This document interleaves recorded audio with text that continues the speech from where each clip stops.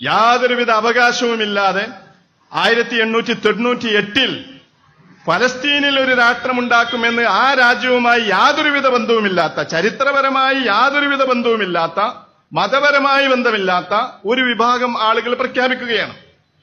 Theodore Herzl പല സ്ഥലങ്ങളിലും നടന്ന് അവിടെയൊക്കെ ജൂതരാഷ്ട്രം ഉണ്ടാക്കാൻ വേണ്ടിയിട്ട് ശ്രമിച്ചിട്ടുണ്ട്.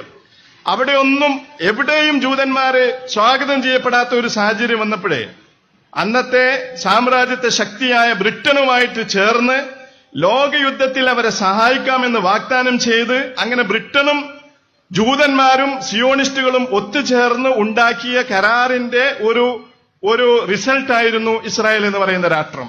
അങ്ങനെയാണ് ബാൽഫർ പ്രഖ്യാപനം നടത്തുന്നത് ബ്രിട്ടീഷ് വിദേശകാര്യമന്ത്രി. അങ്ങനെയാണ് 1948 ഈ രാജ്യം ഉണ്ടാകുന്നത്.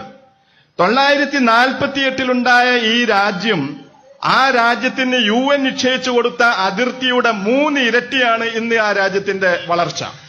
ആ രാജ്യത്തിന്റെ ഭൂമിശാസ്ത്രം പരിശോധിക്കുമ്പോൾ നമുക്ക് കാണാൻ പറ്റും. അന്ന് 1948 അക്രമപരമായി UN എടുത്ത ഒരു തീരുമാനപ്രകാരം അത് തന്നെ അക്രമമായിരുന്നു. അന്നുണ്ടാക്കിയ ആ രാജ്യത്തിന്റെ അതിർത്തികൾ നിർണയിച്ചു കൊടുത്തിരുന്നു. ഇന്ന് 3 ഇരട്ടി അത് വർദ്ധിച്ചിരിക്കുന്നു. എങ്ങനെയാണത് വർദ്ധിച്ചത്? 1948 യുദ്ധം, 1956 യുദ്ധം, 1967 യുദ്ധം, 1973 യുദ്ധം, ഇസ്രായേൽ നടത്തിയ യുദ്ധങ്ങളാണ് ഇതൊക്കെ. നമ്മൾ മനസ്സിലാക്കണം. അയൽ രാഷ്ട്രങ്ങളോട് ഓരോ യുദ്ധങ്ങളിലും ഓരോ പ്രദേശങ്ങളും പിടിച്ചടക്കും. കണക്കുകൾ പറയുന്നത് 3 ലക്ഷത്തിലധികം അറബികളെ, മുസ്ലിങ്ങളെ ഇസ്രായേൽ യുദ്ധങ്ങളിൽ കൊന്നൊടുക്കിയിട്ടുണ്ട് എന്നാണ്. യുദ്ധങ്ങളിൽ മാത്രം. അതേസമയം ഇസ്രായേലിന് നഷ്ടപ്പെട്ടത് 20,000-ൽ ചില്ലാനം ആളുകൾ മാത്രമാണ്. ഇത്രയധികം ലക്ഷക്കണക്കിന് ജനങ്ങളെ പിന്നെ കൊന്നൊടുക്കുമ്പോൾ അവർക്ക് നഷ്ടപ്പെടുന്നത് 20,000 ആളുകളെയാണ്. ഈ 3 ഇരട്ടി രാഷ്ട്രം വികസിച്ചു കഴിഞ്ഞിട്ടും ഇപ്പോഴും പറഞ്ഞുകൊണ്ടിരിക്കുന്നത് ഇസ്രായേലിന്റെ അതിർത്തി എവിടെയാണെന്ന് ചോദിച്ചാൽ ഇന്നും സ്വന്തമായിട്ട് അതിർത്തിയില്ലാത്തൊരു രാജ്യമാണത്. യൂഫ്രട്ടീസ് മുതൽ നൈൽ നദി വരെ എന്നാണ് അവർ അവരുടെ അതിർത്തിയെ സംബന്ധിച്ച് പറഞ്ഞുകൊണ്ടിരിക്കുന്നത്. അപ്പൊ ഇനിയും കുറെ പ്രദേശങ്ങൾ പിടിച്ചെടുക്കാനുണ്ട്. ഓരോ യുദ്ധങ്ങളിലും ജോർദാന്റെ കയ്യിൽ നിന്നാണ് ഇപ്പോഴുള്ള ഈ കിഴക്കൻ ജെറുസലം പിടിച്ചെടുത്തത്. ഈജിപ്തിൽ നിന്നാണ് ഗസ പിടിച്ചെടുത്തത്, സീന പിടിച്ചെടുത്തത്. ഈ സിറിയയിൽ നിന്നാണ് ജൂലാൻ കുന്നുകൾ പിടിച്ചെടുത്തത്.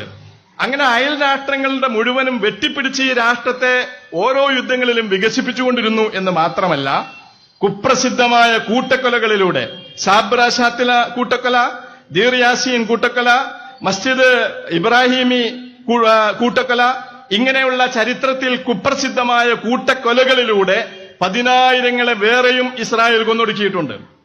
2006 മുതൽ 10 വർഷമായി ഗസ എന്ന് പറയുന്ന ഒരു പ്രദേശത്തെ 15 ലക്ഷം ജനങ്ങള്, പാവപ്പെട്ട സ്ത്രീകളും കുട്ടികളും അധിവസിക്കുന്ന 15 ലക്ഷം ജനങ്ങൾ അധിവസിക്കുന്ന ഒരു പ്രദേശത്തെ 10 വർഷത്തിലധികമായി ഇസ്രായേൽ പട്ടിണിക്കിട്ട് കൊന്നുകൊണ്ടിരിക്കുകയാണ്. ഈ പട്ടിണിക്കിട്ട് കൊന്നുകൊണ്ടിരിക്കുന്നതിനിടയിൽ പലപ്പോഴും ഗസയിൽ ആക്രമണങ്ങൾ നടത്തുകയും നിരപരാധികളായ, ഏറ്റവും അധികം ഈ ആക്രമണങ്ങളിൽ കൊല്ലപ്പെടുന്നത് നിരപരാധികളായ കുഞ്ഞുങ്ങളാണ് എന്ന് നമുക്ക് കാണാൻ പറ്റും.